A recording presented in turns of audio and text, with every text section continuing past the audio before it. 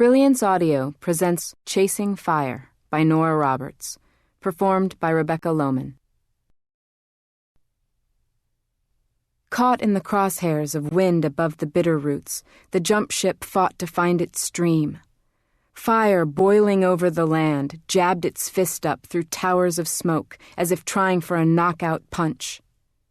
From her seat, Rowan Tripp angled to watch a seriously pissed-off Mother Nature's big show.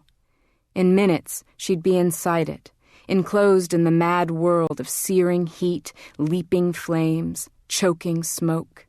She'd wage war with shovel and saw, grit and guile, a war she didn't intend to lose. Her stomach bounced along with the plane, a sensation she'd taught herself to ignore.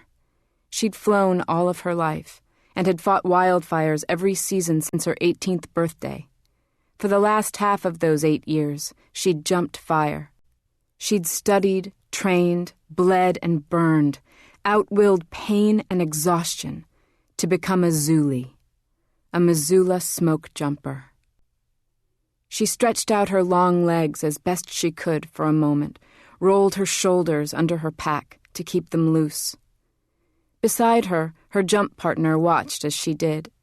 His fingers did a fast tap dance on his thighs. She looks mean. We're meaner. He shot her a fast, toothy grin. Bet your ass. Nerves. She could all but feel them riding along his skin. Near the end of his first season, Rowan thought, and Jim Brainerd needed to pump himself up before a jump. Some always would, she decided, while others caught short cat naps to bank sleep against the heavy withdrawals to come. She was first jump on this load, and Jim would be right behind her. If he needed a little juice, she'd supply it. Kick her ass, more like. It's the first real bitch we've jumped in a week. She gave him an easy elbow jab. Weren't you the one who kept saying the season was done? He tapped those busy fingers on his thighs to some inner rhythm. Nah, that was Matt, he insisted, grin still wide as he deflected the claim onto his brother. That's what you get with a couple Nebraska farm boys. Don't you have a hot date tomorrow night? My dates are always hot. She couldn't argue, as she'd seen Jim snag women like rainbow trout any time the unit had pulled a night off to kick it up in town.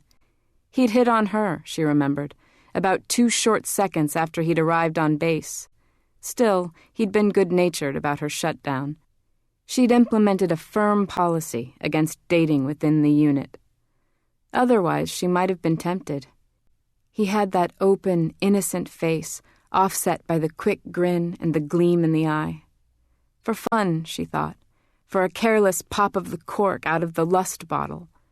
For serious, even if she'd been looking for serious, he'd never do the trick. Though they were the same age, he was just too young, too fresh off the farm, and maybe just a little too sweet under the thin layer of green that hadn't burned off quite yet. Which girl's going to bed sad and lonely if you're still dancing with the dragon? She asked him. Lucille. That's the little one, with the giggle.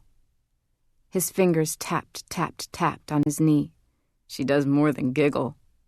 You're a dog, Romeo. He tipped back his head, let out a series of sharp barks that made her laugh. Make sure Dolly doesn't find out you're out howling, she commented. She knew, everyone knew, he'd been banging one of the base cooks like a drum all season. I can handle Dolly.